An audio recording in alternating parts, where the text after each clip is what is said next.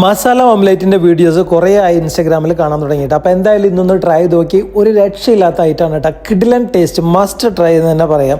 അപ്പോൾ നേരെ നമുക്ക് വീഡിയോയിലേക്ക് പോവാം. ഇഞ്ചി, പച്ചമുളക്, വെളുത്തുള്ളി ഇതൊന്ന് ചതച്ചെടുക്കുക. നേരെ നമുക്കൊരു പാനിലേക്ക് വെളിച്ചെണ്ണ ഒഴിച്ച് ഇതിന് ആദ്യം ഒന്ന് വഴറ്റിയെടുക്കണം.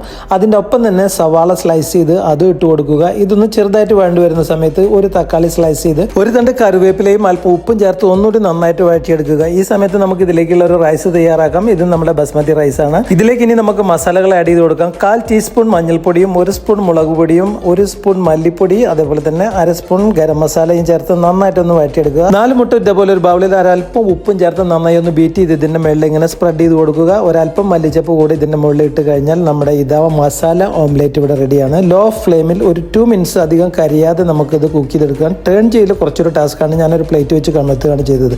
വൈറ്റ് റൈസിലേക്ക് ബെസ്റ്റ് കോമ്പിനേഷൻ ആണ്. ചൂടോട് കൂടി തന്നെ കഴിക്കുക, എന്നാലാണ് നമുക്ക് അതിന്റെ റിയൽ ടേസ്റ്റ് കിട്ടുക.